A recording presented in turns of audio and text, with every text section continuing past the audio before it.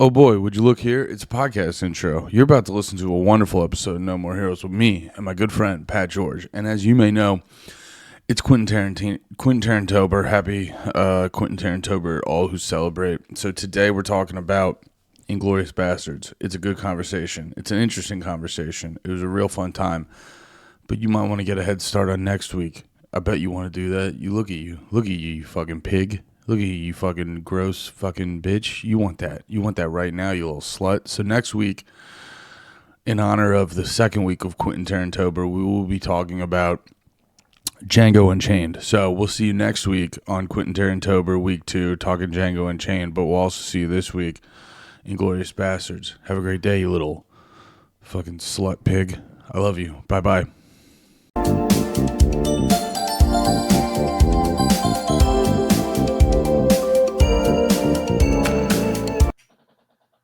Did you hear that? I'm farting. Your chair squeaked. I heard it. Squeaky chair.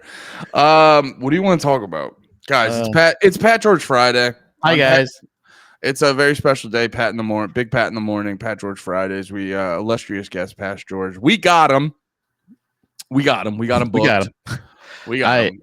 I think I don't know, man. We could talk about the music that we've been listening to. We could talk about the movies we've been watching. Actually, let's talk about movies because I got a lot of opinions on this beautiful month of Quentin-TaranTOBER. Quentin-TaranTOBER. Quentin-TaranTOBER. I forgot what it was called. Yeah, guys. Happy Quentin-TaranTOBER to everybody. I hope you guys are celebrating safely. Happy Quentin-TaranTOBER. Happy PGIF. Happy PGIF on Pat God, it's Friday. Oh, Pat God, it's Friday. Pat God, it's Friday.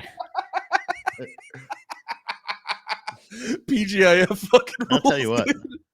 I'll tell you what, Pat God.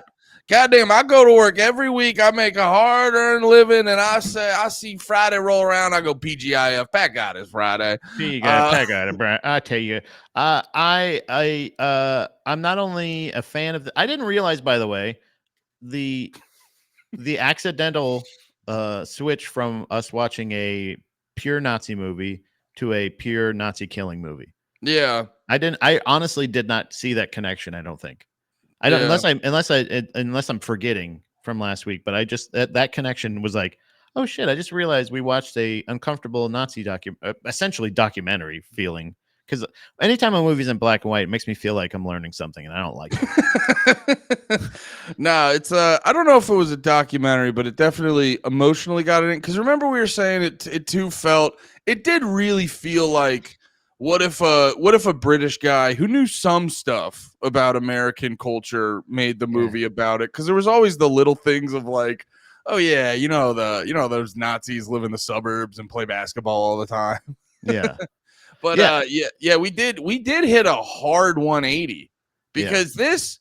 So I had a big realization, and it made me actually watching this movie. I had a big realization about Quentin Tarantino and some of his movies, where it gave me a bigger appreciation for this movie and then Django Unchained. Yeah, because I realized a big thing. Like Inglourious Bastards, that's what we're talking about, boys and girls. Inglourious Bastards is basically Tarantino like, hey, Jews, I'm going to give you a movie to jerk off to hardcore. Because I was going through it because I was making myself laugh. And I was looking up articles being like, is Inglourious Bastards historically accurate? Turns out Hitler didn't get shot like that. That part I didn't know. And then I start laughing at myself. But no, I was like, I revamped it. I go, what is historically accurate about Inglourious Bastards? And it was like, well, there were definitely Germans. There was a World War II. There was a World War II. There were Nazis. And then they did kill Jews. And you're like, did any of it happen this way? And they're like, just watch the movie, dude. There was a Nazi hunter guy. Christoph Waltz is a time traveler. He was that's what he did back then. Yeah, they did. David Bowie did write his music in the 40s. I think it's like, because all the stuff about the movie, like the opening scene where that's Christoph Waltz, right? That's Shoshana. Yeah. Shoshana. that opening scene, because I was like, is this even remotely accurate? Like, I know, it's what I love about Tarantino. He takes liberties, and I'm not shitting on him for taking liberties. I'm just out of curiosity. So I was like, I was like, is this opening scene even remotely accurate to like what they would do? And it's like, there was like a World War II historian. They're like, brother, they'd be in and out in less than 5 minutes. He wouldn't Yeah. sit there. He wouldn't sit there and do like a whole. They'd like walk in. They'd go, "Where's the Jews?" And then they'd put a gun to the guy's head, and he'd be like, "They're all in the basement." They'd be like, "Cool." I think it's so funny that they had this weird, because you're right. I think that's the normal thing, is like this like just go in and just be chaotic and rip up things, like just searching for him and stuff like that. I think that was the first wave, right? And I think in this world, he's like the special, like he says he considers himself a detective. He doesn't consider himself a Nazi or something else. Like, he's just been given a motive, and he enjoys his job. I think like that's the thing, is like he's not a guy that's just following orders. He's a guy that really, really gets a fucking like rise out of like terrifying his victim. Yeah, he's like, "Please, daddy, give me orders." Yeah, legitimately. Like, he is that's a bingo. And you know what's funny too? Because this movie actually made me appreciate other Tarantino movies. Because the thing about Tarantino movies is like, you watch it the first time, you get a rush because everything's so visually compelling. Everything's so, even like, they're doing dialogue that feels random. It's compelling. And then, so the first viewing of any Tarantino is always very exciting. And then you watch it again, and then you start realizing what is like set up for other things. And I will say one minor knock on this movie is the long drawn out conversations to the inevitable obvious resolution. Yeah. It does make a lot of the dialogue come off as like, just a little bit of jerking off. Because afterwards, like, the thing I notice about every scene in Inglorious Bastards, especially with Christoph Waltz, you're like, we know where this is going, and like everything you're doing feels unnecessary to be like, no, I just need to confirm A, B, and C. But then I watched more of Hateful Eight, which I'm starting to think might be one of my top 5 favorite movies. I was watching more of Hateful Eight last night, and like, I think the dialogue in that is much better as like a slowly, I'm going to ask this, and then I'm going to figure out this, and then that's going to lead me to ask this, and I'm going to figure out this. A lot of like, and I think it's indicative, again, going back to the character of like, please, daddy, give me some orders to follow, is Christoph Waltz is like, it's him just, a lot of his scenes are, he knows what's going to happen. He knows what's going on. He knows, it's just, it's him jerking off, which is actually interesting, because I started this sentence slightly critiquing it. Now I ended the sentence liking it more. But I think the thing with him is the reason I loved his character so much was because he was more like he was the villain. Yeah. Like, it wasn't a matter of like the Nazis were the villains, because like a lot of the times you see the Nazis were like kids that were scared and getting beat the shit out of by the bear Jew and shit like that. You know what I mean? Like, there was a lot of times where they're just soldiers most of the time, following orders, whatever. But like him, he in particular, he's like a serial killer that got the perfect job. Like, I think he loves he likes power. He likes the power that it gives him. And he seemed like he was supposed to represent, like, when someone says Nazi, he was supposed to represent the guy we all think of, that evil guy we all think of. Right. Like, it's not just a matter of like him following orders or him just doing whatever. It was like him like really, really relishing in that position and like loving the hell out of it. And that's the thing of like, I think him in this movie, and it's so funny to talk about this movie compared to other even recent Quentin Tarantino movies, to say like like how much he can be. I still loved his character in this movie, but like him as a person would be he's a terrible person. And Yeah. then him in Django, his character in Django, where you're like, holy shit, he's like one of my favorite people ever. Like I would love Oh to be yeah, he's like working the with this guy. best dude in Django, right? Yeah, and like and the fact that he's the same guy essentially, but like the evil in his when he fucking oh yeah, by the way, it's not technically him in the scene I found out. It's actually Quentin Tarantino that like when he chokes that bitch to death. The what's it called? And by the way, Frau Hammerstein or whatever. yeah, Hammerstein or Yeah. Hammerstein or whatever, Mr. Hammerstein. You're telling me in the scene where they were involving women's feet and Brother, choking a woman, he's like, Tarantino's like, I'll sit in. I'll sit in on this one. dude, I That's was the laughing. point I was just about to bring up. Yeah. Yeah, I was laughing so hard there. I'm like, Tarantino cannot help himself. He needs to get the tootsies in there. He also it's also about him. Anytime fun fact about this, you know how he puts himself in a lot of his movies. He was actually one of the Nazi corpses being scalped in one of them. Oh, was he? Yeah. It's like I was like, oh shit, because like they said, like, did you know he was in a cameo? I was like, I know he does that, but I didn't know. I know he's in Django. I've seen him in like, you know, Jimmy and Pulp Fiction. He's other people like Four Rooms. He was in stuff. He's in all of his stuff. And I was like, yeah, he put himself in Reservoir Dogs. That so, was another thing I was watching because after I finally finished this movie last night, and then I was like, I kind of want to watch more Tarantino now. So I was like, I'm gonna watch Hateful Eight, and then I was like, you always watch Hateful Eight, and then I go, let me pull up Reservoir Dogs, and I love Reservoir Dogs, but the first fucking scene is Tarantino like, so here's the thing about a movie, and I'm like, God damn it, dude. Everything he does has to be like, here's my opinion about movies. And I go, that's why I like Hateful Eight, because they didn't fucking invent movies yet. Yeah. There was no movies around.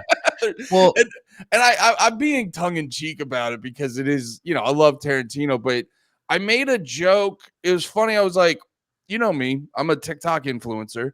And I was like laughing watching this movie because so much of Tarantino's movies, he does little things where it's like the music he picks for the movies is very specific. The like whenever he's doing title cards, whenever he's doing like little aesthetic things, it's always Tarantino going like, hey, do you guys remember older movies? And I'm like, I'm laughing about that. And then I just happened to, because I was joking about it earlier, the scene where she's setting up the theater to burn the Nazis to death, they just start playing a David Bowie song. Yeah. Which is like, I was mixed about it. But like, and I'm like, wait, what song is this specifically? So I start looking up the soundtrack to Inglourious Bastards. And every song in the soundtrack from Glorious Bastards, you look on the Wikipedia, it's like originally from this movie. And that would be like, and I appreciate his like referential nature to older art and stuff, but occasionally it gets a little much in my opinion, where it's like, yeah, dude, we remember how old things were. What's your thing, man? But that would be like my minor critique of Tarantino shit. I appreciate the fact that so like to me, I don't mind the tension building and like the things like leading to the inevitable, because there's somewhat of a misdirect sometimes. Like you can see like, no, I love the tension building. Yeah. It's the, well, you were just saying like them like talking up until what's something that would inevitably happen. Like it's like, to me, it's the amount of times you go through these like, oh wait, like you kind of automatically you give yourself misdirections where you're like, oh shit, here they come. They're going to go in there and there's people under the boards. He's going to kill him, or maybe he's going to get away with it, or blah, blah, blah. Like as you're doing this, you should be paying attention to what they're saying, but what they're saying is not important, really. Yeah. Technically. You know what I'm saying? Like what he's just what they're saying specifically is not important. It's like important. It's like what they're doing. He's just really doing like clerical work. He's just doing clerical work. He's doing it in a more like refined way where he's like, we'll speak English so they can't hear us. That's specifically evil. Like where you're just like, okay, I'm assuming they don't speak English, so they're here. Okay, cool. And then you go like, okay, so he's very organized and he's very methodical. So he's just going to go in there and he's going to whip them out. And like you said, then he goes, okay, they're in there. They're here and here. And they go, like, and you're just like, oh, so he's crazy evil. And then like one girl's running away and he's like, all right, well, maybe later. I'll kill you later. Yeah. And like he'll just note that like she's still alive. Like to him, he's like, oh, I'll catch you eventually. Yeah. Like he's like a serial killer. Just to be clear, my point was more so that in Inglorious Bastards, the long preamble to the big event, because that is a lot of Tarantino's movies. Like, yeah. And it's great. You need to sometimes sit in those moments for it to like really make sense. You know, like if you just see the giant shootout at the end of Once Upon a Time in Hollywood, you're like, oh, this is crazy. But like, it doesn't hit the same. Yeah. Now, if you sit through 2.5 hours of that movie, that shootout goes fucking nuts.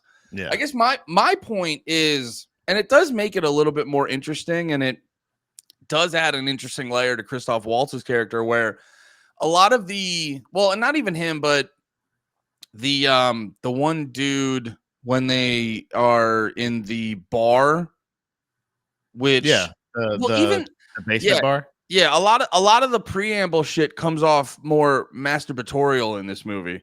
Actually, the bar one was kind of funny, where it was like the Nazis doing all this shit to like, I know they're actually not German, but I'm gonna do all this stuff to expose them. But it is really like, yeah, I just think that lady was making it comes off as like real bonehead decision making.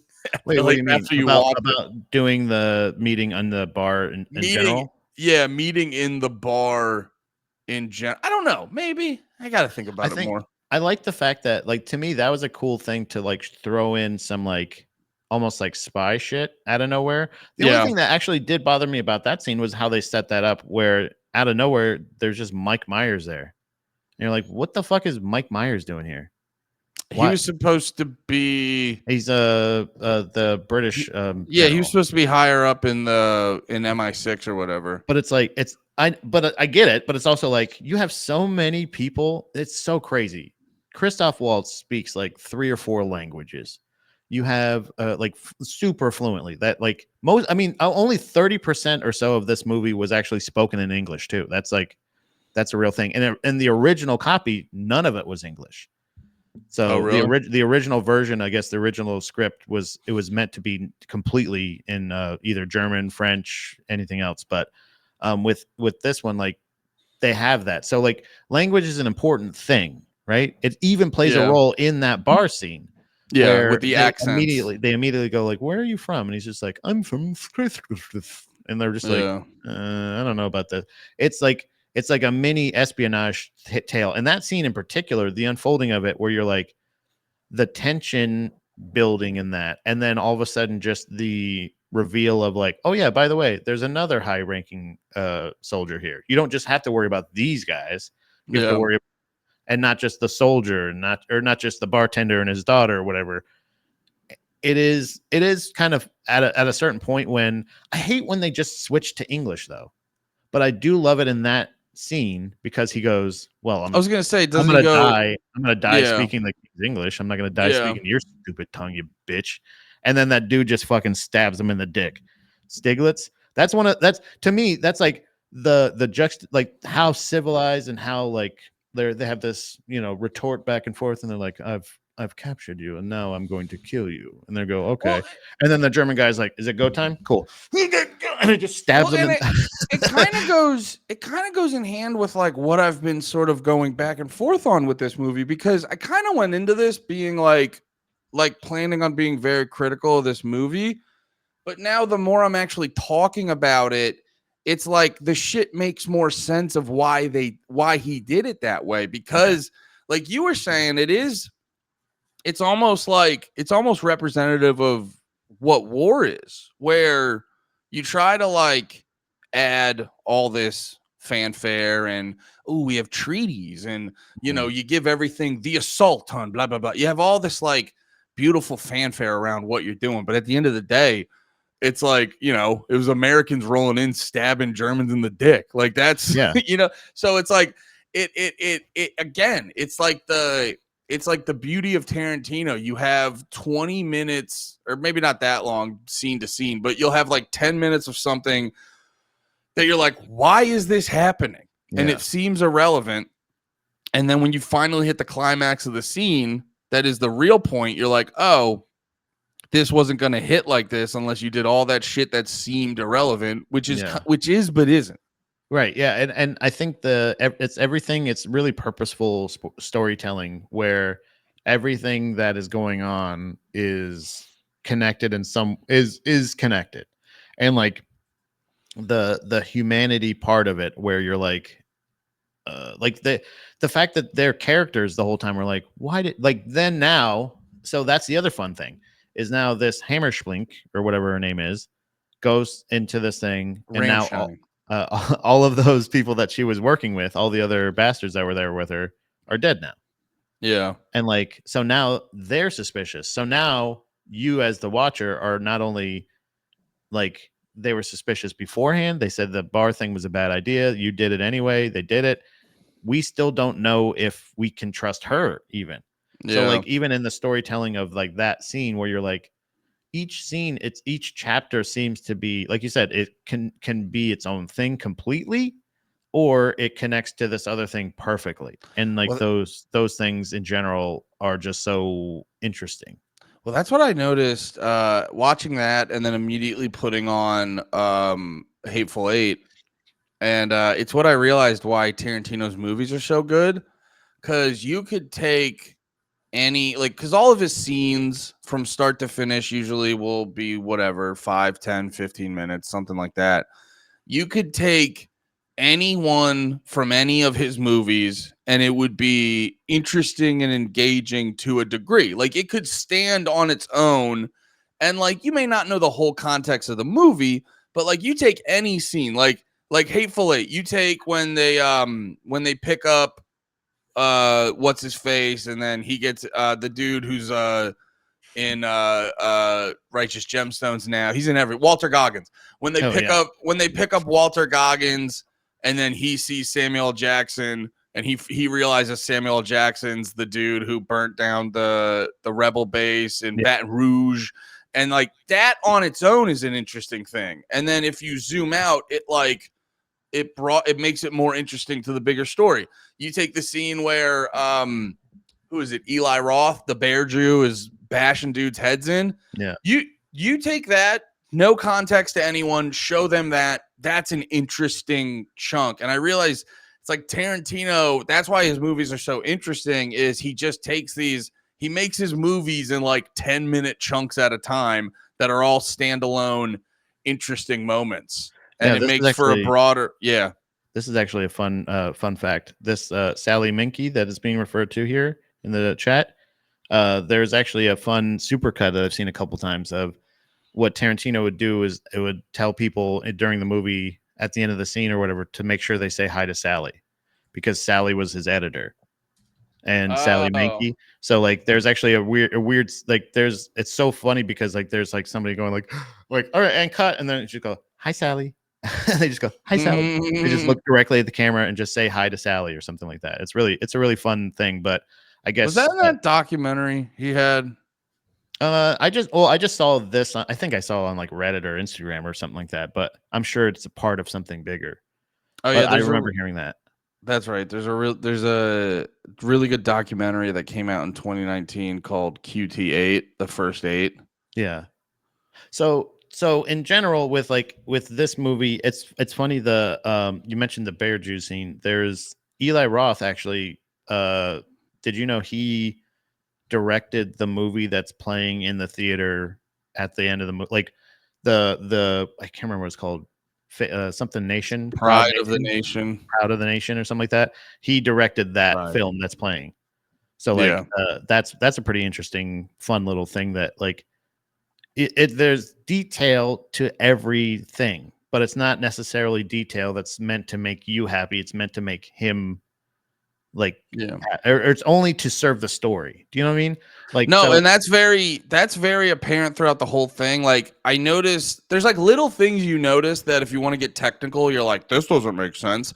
but like everything he does is to serve to give you an interesting movie to watch. Yeah. So like, well, actually, no, this isn't a good example because I remember watching the movie when I remember watching the part of the movie when Eli Roth and the other dude are like opening fire on the theater, and I remember being like, well, I forgot that at the end of the scene, it's like, oh, they weren't planning on leaving the theater. They were planning on blowing up with it. But even then, like, the flames are getting so big, they would, after a certain point, probably be like, ah, fuck. But no, they're just fucking rot. But it's like, that wouldn't look cool. You know what looks cool is Eli Roth going, like in slow-mo, going, and just having the craziest dude. And that's what I love about Tarantino shit is like he's just making a face, and that's like the most powerful part of the scene. Yeah, I think the way that this story is laid out is almost like they're not telling the story of World War II. They're telling the story of how World War II was ended in this fictional way. That's all it was. Like, it's the same idea of like, these are all real characters. Or not all of them, obviously. I don't know if there was actual that was a weird thing too. The casting. The original person that he had in mind to play Aldo Rain, Brad Pitt's character, was Sylvester Stallone. And I guess the other person, I can't remember the other ones. It was, hold on, I think it's actually here. But Tim Roth was apparently, Michael Fassbender originally. No, he's actually in it. He's the guy who he's the one that gets killed. But no, that was the other thing. What's his face? Arnold Schwarzenegger was supposed to play the role of Stiglitz originally. That's who he had in mind. Stiglitz? The guy who stabs the guy in the dick. The guy who's the German. Really? The German who defected. It was supposed to be Arnold Schwarzenegger as Stiglitz. That Bruce would be Willis. good. Oh, that's what it was. Donnie Donowitz, the Bear Jew, was supposed to be played by Bruce Willis. See, I think he went the right way, the way he did. No, I think he went the right way too, because this does. I was joking about it up top, but this does feel like, I got to imagine growing up Jewish, just the thought of being like, man, it would have been cool if we could get like. It's probably like one of the biggest, besides the Holocaust, one of the biggest bitches of the whole thing is like, damn, he got to kill himself like that. And it's like, so giving Jewish people this movie where you get to watch a Jewish character shoot Hitler in the face. Yeah. and so to then also, and how do I say this without sounding offensive? It's like, when you think of Jewish guy, you don't think of like big ass Arnold Schwarzenegger or whoever the fuck. So getting these dudes who are more indicative of, it was a bunch of Adam Friedlands and they got to fuck up Hitler. Yeah, like BJ Novak being in the group, you're like, oh yeah, it was perfect. I think that was also intentional. Like, that was a thing of like him being like, these are the ragtag kind of guys. They're not the toughest, but they're definitely the most brutal in this scenario where they have a reputation.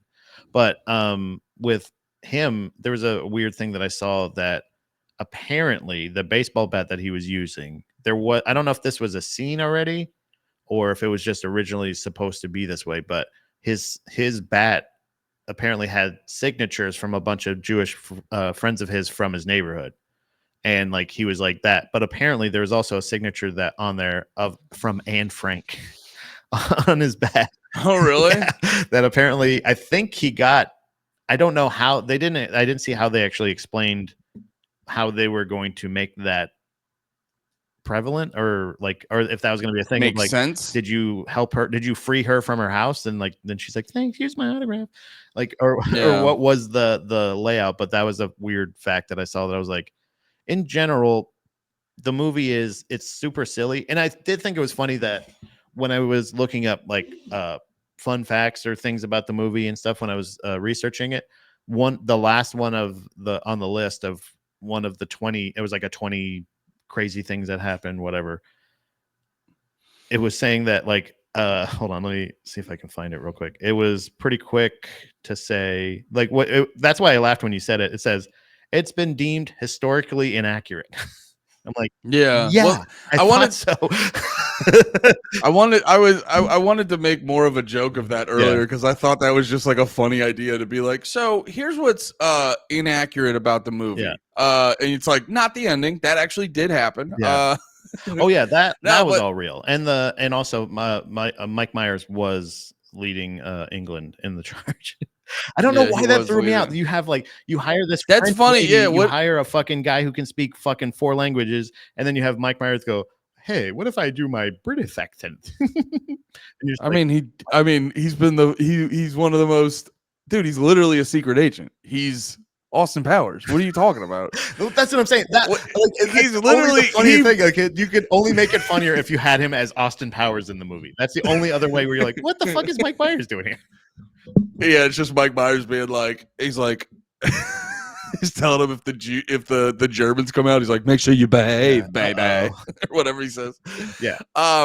Yeah, no, it is. You know what it is? That's almost like it's like how Mike Myers fucked himself by being so funny. Is you're just like, no, you don't get to do like it's the dumb part of your brain where you're like, you do funny stuff, Mike. Yeah. It's like come out as fat bastard, maybe, but don't come out as maybe you can be gold member, but don't come out as an actual real life British person, you fucking weirdo. Well, you know what's funny too? I got reminded Inglorious Bastards was a big movie in changing the way I perceive stuff. Like, or how I sort of like take in movies in general, because you know it's the epitome of like people would like that didn't happen that way. You're like, yeah, the whole thing didn't happen this way, and it's like it then becomes a thing of like, okay, so we're dropping that. Like, Inglorious Bastards is the epitome of like, don't worry about historical accuracy. Like, I don't even think the guns were of the right year. I think I read something that like the gun he used or something, like one of the guns they were using at some point wasn't even of the right year. It's like, and then you start realizing like, okay, if Tarantino doesn't give a shit about that, what's he trying to do right now? And it's like, you're like, let me go along. And it like taught me to be like, just go along for the ride. Yeah. And that's really how I usually love movies. If I'm going to like the movie, I love it the first time I watch it. It's after second, third, fourth, fifth viewings is when I start to become more critical. Cause like my first viewing is always like, what are they trying to do? Yeah. And then you get it. You try, I go, let me try to get into their head. And that's how, and I didn't realize it. Cause this is why I'm happy we're, we're so lucky that we're doing this podcast there in Quentin-TaranTOBER. But it's like, I'm realizing a lot of these Tarantino movies, I love them just because they were fucking cool and they say fucking crazy shit. And, you know, Samuel Jackson is the fucking man and all this other stuff. And now I'm watching them now realizing, like, I made the joke. I was like, this is like, hey, Jews, what if World War II ended a little more fun? Yeah. And stuff like that. And you're almost like I even thought about it. That's why I'm excited. We're probably going to watch Django. Like, I'm excited for Django because I'm just like, hey, black people, you ever want to shoot a slave master? Brother, I thought about like how fucking cool of an idea to make a black bounty hunter that is rightfully justified legally going around shooting white people, slave owners. It's a lot of times, like where it's just like one of those things of like, brother, you have no idea your potential. You could have, this is going to be the greatest. And then you add the love story to it and you're like, that's so, and then something as silly as like Samuel L. Jackson's character in that movie is so fucking hilarious. Like him like talking shit about another black guy, just being like, he's like, what are you talking about? He's like, like them just talking shit to each other. All of their interactions are hilarious. What's his face? Damn it. I just said his name, Christoph Waltz. His character in it. Monsieur Candy. The fact that he's like this like dipshit who thinks he's like so refined, but does. My favorite part of that movie. I know we're talking about Inglourious Bastards, but one of my favorite parts when he's just like, what's his face? Christoph Waltz, you know, speaks. He's like, oh, Monsieur Candy, blah, blah, blah. And he speaks French to him, and he goes, oh yes, French. Like he's like toast him, and he goes like, and he goes French. Yeah. But yeah, Another thing I noticed too about Inglorious Bastards, it's almost like, and I am poking fun at him, like all the music is from older movies, and like so much of Tarantino is like, you guys remember old movies and stuff, but it is also, this movie is also indicative of sort of, it reminds me of how, because like, you know, they did it back in, they even do it now, like when the Russia-Ukraine wars started, immediately they have that like Ghost of Kiev that just ended up being completely fake, but like it was a thing to kind of like boost morale and get people like hyped for it. This is almost a similar thing, indicative of like, it's like, you know, this could have been a story back, because it's this isn't based off something real, it's based off of a movie, right? Yeah, it's based off of a film from 78. I'm reading on the Wikipedia, but like that could be a thing back in the day to get people rah around that and like hyped and like boost morale. So it is, that's the fun thing. It's a fun thing about Tarantino, and I'm always so, I want to like read more and like watch more of his interviews, because I'm like, the thing that trips me up over movies and like books even and TV shows that are this good, I always go like, yo, how much of this did you like plan, and how much of it is just what happened? You know what I mean? Like, because you know, from working on things, like when we're shooting, like maybe stuff you wrote doesn't really work in real time, or adding stuff to it works or something like that. Like figuring out, like you're right to say, like there's probably plenty of stuff that he had to get like perfect. But also a lot of the scenes, not all of the scenes are very big. There's a lot of them that they're just very tight. They're very close. And including that bar scene where he uses the camera angles to kind of show that size. Like, but I feel like the intimacy that he's able to create in a lot of the cases, like it's crazy to me. I'm sorry. I'm also reading this. I don't understand. Is this about Leo? I think he's saying Christoph Waltz. He said he'd only accepted the role if he could be written as a perfect gentleman. He broke his shoulder riding a horse, which is why he rode the carriage in the early scenes. Okay, I got you. So is he talking about? Are you talking about Christoph Waltz? I think Christoph Waltz and Django, because I was like, wait, Candy is technically supposed to be a gentleman as well, but I think maybe Christoph Waltz was like, because he was super, you know, delightful. He has a little horse Fritz and everything like that. But then that was Yonder Wizard. That's my bro. What's up, brother? How you doing? Yeah, man. It's there's so many, like, that's what I'm so fascinated about with a lot of this stuff. It's actually it's what keeps me from, it's what makes like actually sitting down writing hard for me. Like because I like the idea of like, brother, what if I wrote a goddamn movie? What if I wrote a goddamn book? And then when you start doing is that Carmela or Stanley? I can't tell. Carmel, what's up, Carmel? That's like the thing that becomes like information overload for me, because I go like, there's so much happening, and I go like, how much of this is them thinking about it? How much is them just result from like, because like you got to imagine if you just know a bunch of shit about some shit and then you write a character based off that, it's what's cool about a well-written movie or a well-written book is like, I feel like you can write these characters, not have to like overthink every little detail and every little bit of like their personality, and just through dialogue and stuff, it like creates a character that you didn't even completely plan out. Yeah. That's what I find so interesting. I think that's what's happening, because it's like there's only so much you can fucking do and fucking game plan and fucking try to figure out before the, like, you know, before finishing the movie.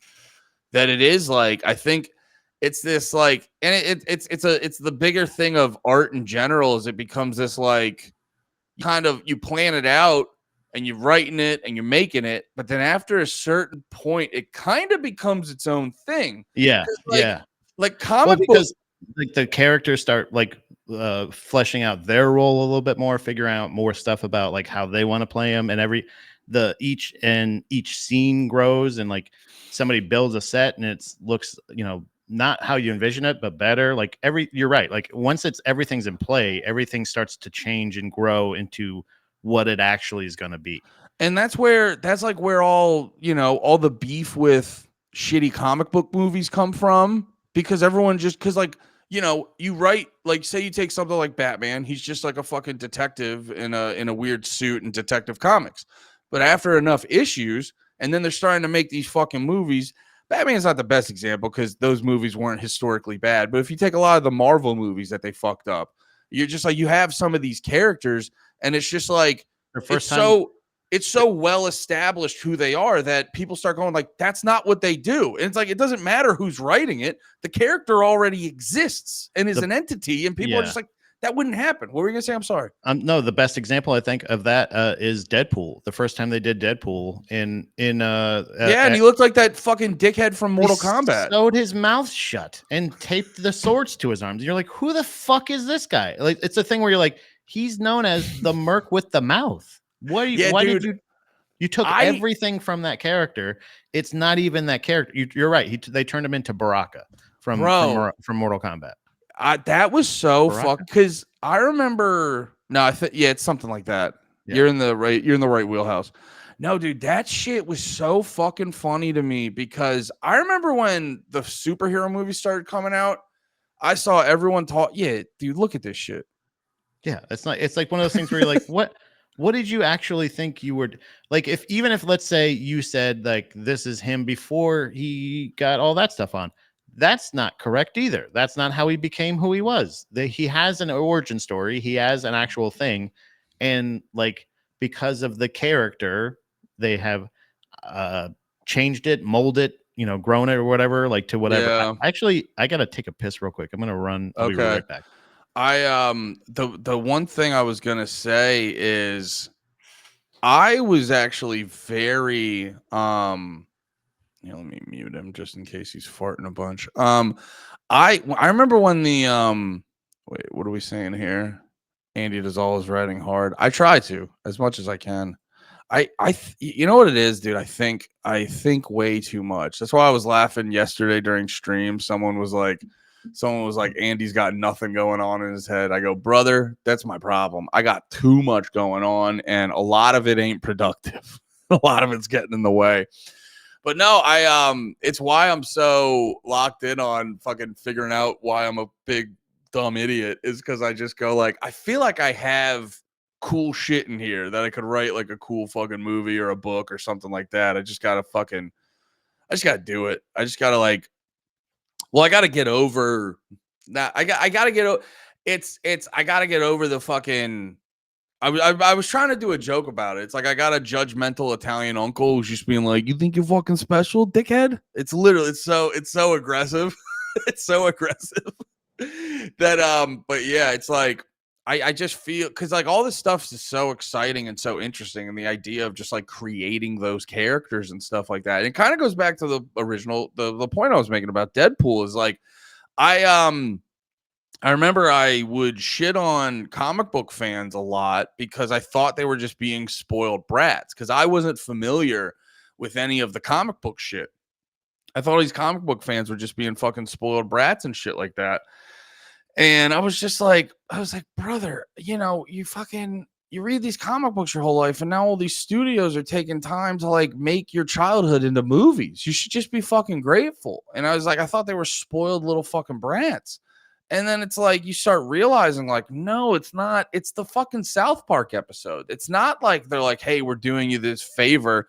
Be happy with what we have. And it's like, no, it's like they're fucking, it's like they're taking your best gal and fucking giving her the business behind the barn. And it's like, what the, you know what I mean? Like, because these characters do become, it sounds corny and shit, but these characters do become like their own fucking thing. And then you watch the shit and then they represent more than just a fucking silly little guy on a page and shit like that. So when a studio I was telling them how I used to like roll my eyes at comic book fans. Yeah. And how I thought they were spoiled brats. And now that I'm actually like getting into these characters, I go, I completely understand. I go like, brother, if they make a Batman movie and fuck Batman up, it's fucking jihad, dude. Like all day. Yeah. You know what I'm saying? But yeah, I think maybe that's another thing too, because these characters already exist. Like you can with these characters that Quentin Tarantino made in like Inglourious Bastards compared to like a comic book movie or something like that. Like we all know that these are historically accurate characters. but what if I comic book them a little? You know what I mean? What if I retcon this a little bit and just do this thing where it's like you take a historical movie or a historical event and then you go like, but what if we made it fun like comic books? You know, and like, because that really actually might be the best way to describe what he does, what his like later his past couple movies. I don't know about Hateful Eight. Hateful Eight was just a remake, I believe, but because I think I think Hateful Eight was a movie. Really?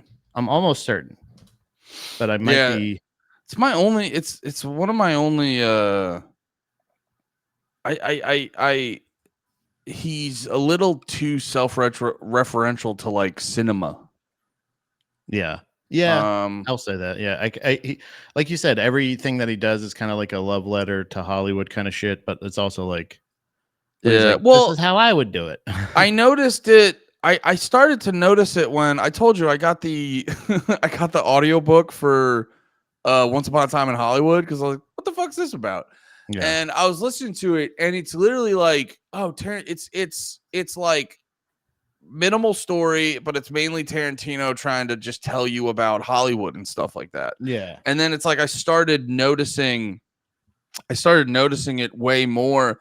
And it's like, I'm not trying to shit on him. His movies are fucking great. I can watch all of them over and over again. But sometimes it's like I talk about it in rap a lot of times.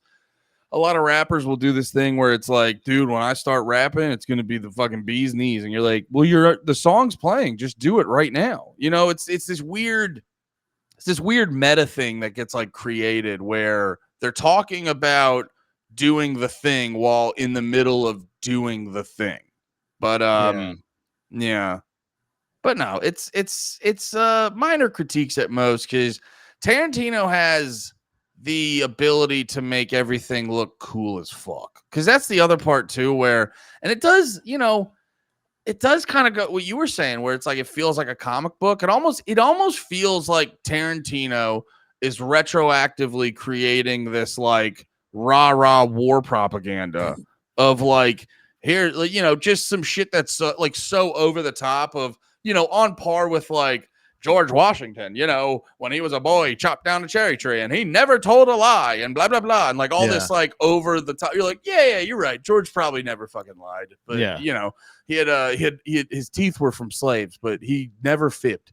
But, and it's like that. I feel like it's supposed to be that indicative of how, and Tarantino represents it really well, where he has this like cheery shit. Like when they're busting out the German dude, the bastards are busting out the German dude, and it's just the music's just like shum, shum, shum, and you hear like the fiddle and shit like that. It does have these moments where it's like very cartoony and upbeat, but then also at the same time, it shows you the gruesome like he probably shows like 50 to 100 people getting scalped throughout the whole fucking movie. He shows the swastika getting carved in the guy's head. So he has these moments of like cheery little fun stuff, but he also has these like dark, very serious moments. Yeah, I think in general that part, well, like not just the violent, the ultra violent part, but the juxtaposition of having it be like, you know, light, and like there's light and there's jokes and we're laughing and we're we're having a good time, like or even a tense scene that has like breaks the tension with a little bit of laughter, like when they're in the theater meeting Christoph Waltz's character and they're going like, he's like, do you speak French or you speak Italian? He's like, buongiorno. Yeah. Like that kind of shit. We're like, see, you know, kind of when, what's your name again? Dominic Dopoce. And they said, again, one more time, Dominic Dopoce. One more time, Dominic Dopoce. Like you're just like, very good pronunciation. Like he was like critiquing their things instead of like that scene was super silly and all those things. Like you just don't know when he's gonna switch to the fucking psychopath and just start fucking choking you or shoot you up or fucking stab you or some shit. Well, and you know what was great about that? Gorlami. Yeah, this is my favorite. Yeah, Gorlami. You know what was great about Gorlami? Gorlami. Well, even at that scene, I liked when he's like, he got him to say it a third time and he just goes, Gorlami. Like we are. Yeah, he does that. He does that thing when he goes, Gorlami. Okay. But he has this tone where he goes, we are done with this right now. Yeah, I know what you're doing. You got me, Gorlami. Well, so Okay. that's kind of the funny thing of like, because Quit like dicking around. Yeah. well, in the opening, it's Christoph Waltz's scenes are a lot of him toying with people, Yeah. and like, you know, in the scene where it's like, dude, let's swing for the fences. We're gonna go to this premiere. You'll pretend to be Italian. I'll have a fucking boot on. We'll just act like none of this fucking happened, and maybe we'll figure this fucking plan out. And he's like, from the get go, like he signifies it. Gorlami. He signifies. It's like fucking. Okay. Yes, you are seen, you are heard, Pat. But no, he like signifies it with like the big over the top laughter right out of the gate of just like, I know what you guys are fucking doing. Yeah. And just but like every other scene, just drawing it out, playing with them. And then it all comes to like a beautiful end where he's sitting down with Brad Pitt and BJ Novak, still doing the long thing. That's a bingo. bingo. That's a bingo. Pouring a thing of wine. And then they finally get to the border. And Brad Pitt, they're talking. Brad Pitt's like, put him in handcuffs, shoot this guy. He's like, you're gonna get all that stuff, but you're gonna get a swastika on your head. And then to just the line of like, but you'll get whatever he said, you'll get fired or you'll get hung up. He's like, no, I won't. I'll get chewed out. I've been chewed out before. I can get chewed. And I'm not doing the line right. Oh yeah, but I know, it's just funny that like I love that scene so fucking much because you've had to sit through this fucking piece of shit just toying with people and toying with very people. Satisfying. And then now it's his turn, and Brad Pitt's character is just to the point. Shoots that guy, put him in chains. Here's a little swastika. Have a great day, dickhead. Yeah. And also, I think it also speaks to like, as far as like a real life war reference or just anything like that, is that like not that Hitler was the leader of all the terrible people, but there were far more terrible. Like Christoph Waltz was the villain in this movie. In a Nazi movie, wherein Hitler is killed, shot in the face in a theater with what's his face, Goebbels, right next to him, and then blown up and then set on fire. You're still cheering more for when his like one of the Nazi hunter guy, like he's just a Jew hunter. Yeah. And he's like, I wouldn't call myself a Jew hunter. I'm a detective. He's like, I go around and I'm really good at detecting things. And you really, I don't know. There's a part of you that's like, oh shit, is he just gonna get away with this? This is crazy. Like that's nuts. Like at least they killed Hitler. That's cool, and the war's over and everything. But like he's just gonna go on without it, and you're like, oh, they're gonna kill him. And then just the fact that they don't kill him, but you still get that satisfying torture. And like you said, you see everyone. You don't really see him carving it into other kids' heads. You do see the scalping, but you never see him. You see the ones, you see the one scar, but this one they go, and whoever see the whole thing, whoever did the fucking makeup or whatever you want, whatever that's called. I believe it was Tom Savini, but I'll double check. Was it okay? Because isn't he's like the best at that? He does all the best horror movies.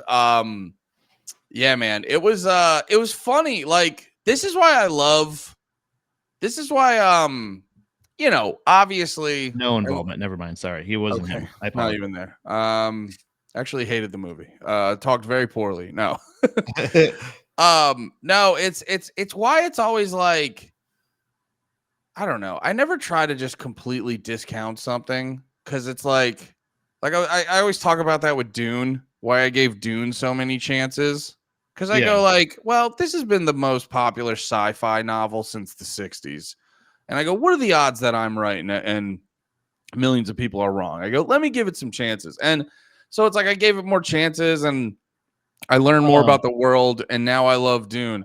Like this one is much more of this one was funny because it's like I was going to go into it being like, I was going into this podcast being like, I love the movie, but I'm going to clown the shit out of it.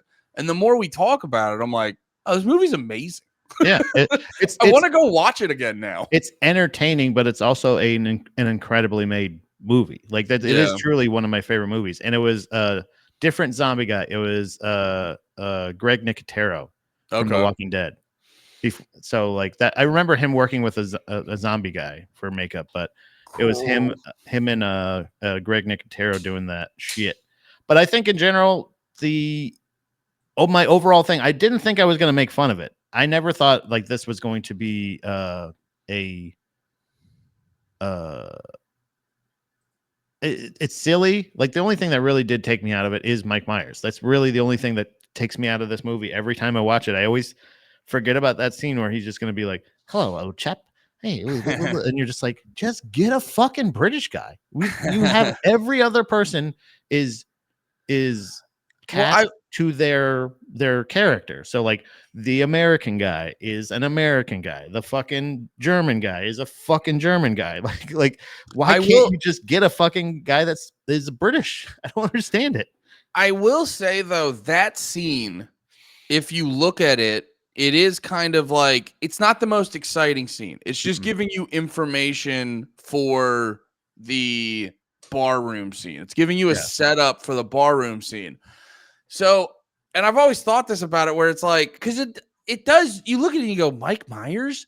Yeah. It does. I wonder if like Mike Myers is there to just add a layer of like, is that fucking Mike Myers? Yeah, I really think he was just like a misdirection. He was just kind of a person that's in there. Like, I 100% think that. Yeah. Why is he here? So now it makes the scene more memorable. That's the only thing they made. Like, you're right. That's the only reason. I think that's why he's in it. Yeah. I think that's why he's in it. That makes a lot more sense than just casting Mike Myers as a British person when there's so many British actors. And the French lady, Shoshana, is French. The fucking, you know what I'm saying? Like, everybody is exactly who they are. And he's like, I've been so perfectly historically accurate with every one of these regions. Even she's from the same region that we're saying she is from the movie. Oh, blah, blah, blah, blah, blah. And then they just go like, and Mike Myers, he's Canadian, but he's playing the British Prime Minister. Yeah.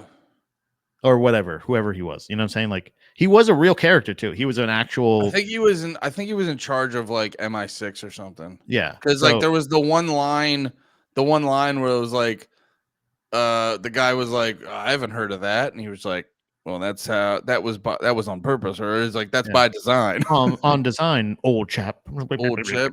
All right. No, wait, that's Matthew McConaughey. So yeah, I think my overall review of the film is Gorlami. I give it 3 Gorlamis. No, 5 Gorlamis. Honestly, 5 Gorlamis. Maybe 4 or 5 Gorlamis. But yeah.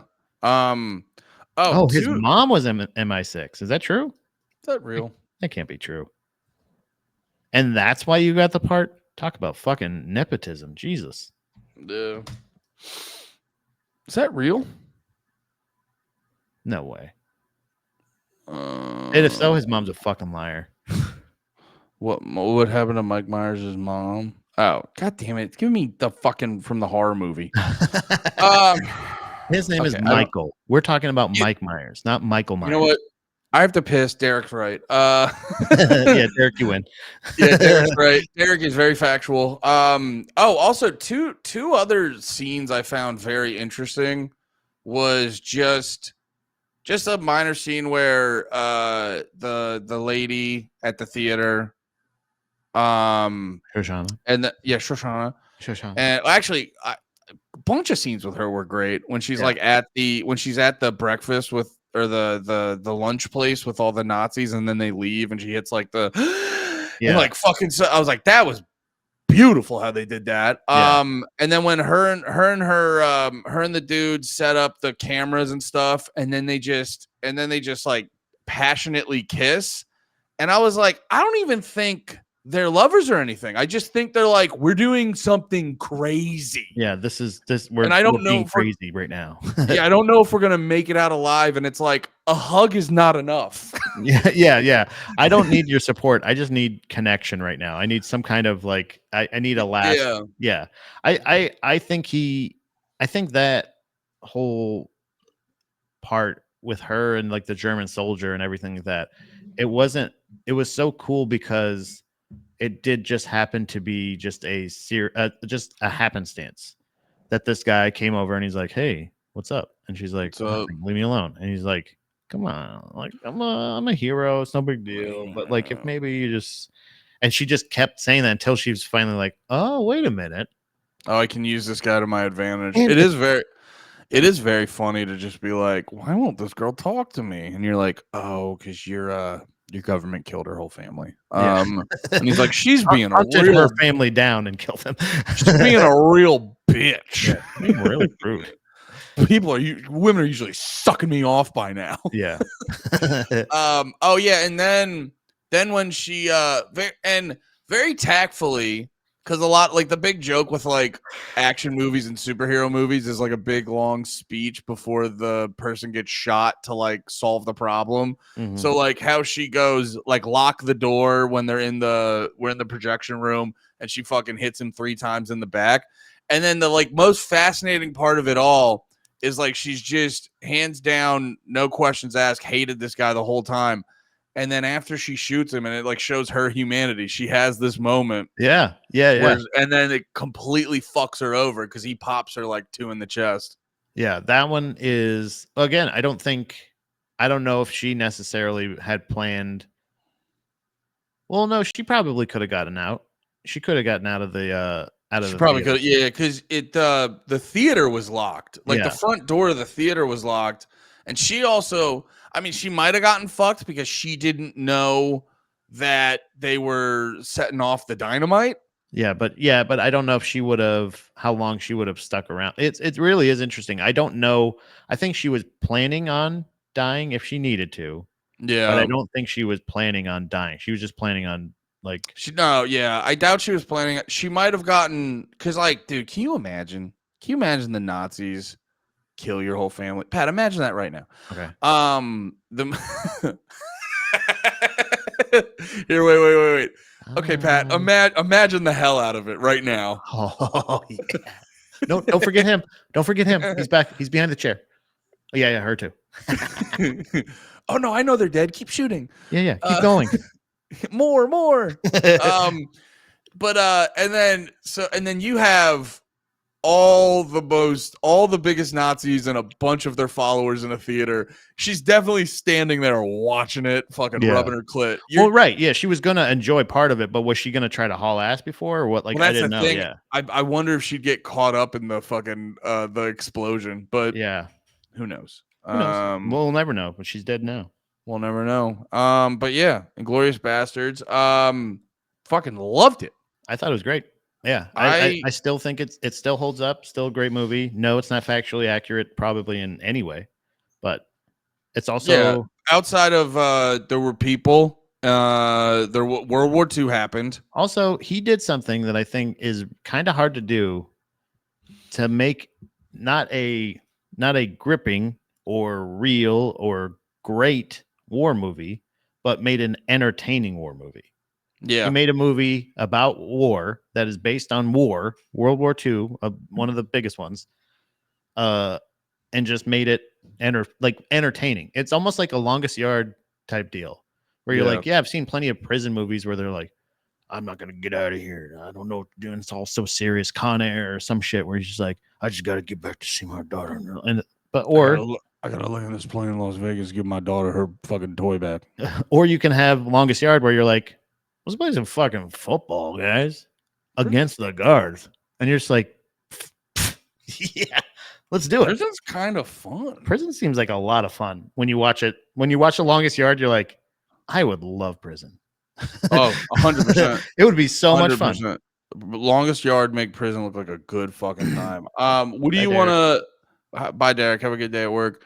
Where do you want to go with TaranTOBER? I know we were talking a bunch about Django. I'm very excited to watch. I'm very excited to watch all of these. So I do really like Real Time when these two movies came out back to back. No, just with Pat George. Okay. The Real Time with Pat George. When these movies were coming out, I was like, wow, that was really good. I really liked it a lot. And then Django came out. I was like, wow, is he just making really, like, I always liked Tarantino movies, but they always felt like film. And I'm just like, these are fun. These are a lot of fun.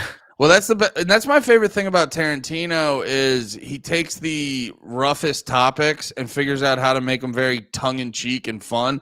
That's what I like the most. I like tongue-in-cheek, where it is, because there's this acknowledgement of like the dark despair of everything, but there is also like, what are you gonna do? Let's fucking laugh about this fucked up shit. And that's why I think a lot of Tarantino encompasses and why I like it a lot. And I think there was elements of that in like Pulp Fiction and 100%. Other movies where you're just like the silly side of hitmen or the silly side of a gangster. Wouldn't it be hilarious if Ving Rhames got ass raped? And you're like, yeah. You know what it is too, though? Like, there's something. Oh, which by the way, dude, we were talking about Grindhouse. Mm-hmm. I have to double check. I think it's on one of the streaming apps because I saw it posted. It was on the streaming app as Death Proof and Planet Terror. Mm-hmm. But I don't know. Andy loves tongue in cheek. Hell yeah, dude. Hell yeah, Dunbar fucking get in my ass. That sounded like I said get in my ass. He's tonguing your ass. I'll leave it there. I'll leave it right there, dude. We are in the Zesty Podcast Network. But no, yeah, so I saw Grindhouse was on there. I don't know if it's like trailers and everything, but I'll have to double check that. So maybe we could do that. But no, I've been noticing like it's like Grindhouse is honestly like the separation point because pre-Grindhouse, it's a lot of Tarantino. There's much more of him proving himself to people. Yeah. And the post-Grindhouse movies, I think he's still obviously like trying hard to get people to like fuck with it and stuff, but they're more fun and more they like have more room to breathe because I don't think he's approaching it having to like prove himself the same way. It's more him just being like just letting everyone know he's still got it. Yeah. And that's why the post Grindhouse Tarantinos are more fun in my opinion. Yeah, way more fun. But it's not like I just think like he was able to, like he proved himself with Pulp Fiction. And everybody says, I've seen people like talking about it even in the comments and stuff like that about like Jackie Brown and stuff. I've seen Jackie Brown. It is by far his worst film. It is hands down not nearly as entertaining or good as any of his other movies. It's like I don't understand people. Like I personally don't like Grindhouse, but I think it is on par with a lot of his movies. Like it's just something that it's a genre thing that I didn't enjoy the first time. But like when I'm watching, you think Jackie Brown's bad? Yeah, it's not a good movie. It wasn't. Oh, see that for his like the other movies that he has, like Reservoir Dogs. Fucking I would put. If I was ranking his movies, I'd probably put Jackie Brown at the bottom, but hard disagree. I think it's a very good movie. Yeah, I've only seen it just recently in the past couple of years for the first time, and watching it now, I was like, this is not. It doesn't have the quintessential Tarantino energy like all the other ones do. So I could see if that's what you're looking for, I could see that not being your thing. I will still say I think it holds up, and I think it's a fun time. And yeah, maybe we'll catch it in TaranTOBER. You know, maybe it'll get caught up in the mix. But I really feel like Django's the one we're gonna watch, right? Yeah. I'm down for that because watch Django. Those are the fun, entertaining ones where, like you said, he doesn't have to prove himself anymore. Why are you biting me? I'm brushing you, piece of shit. I think she loves Jackie Brown, dude. Yeah. All right, that's No More Heroes. Thank you so much. We love you. Bye-bye.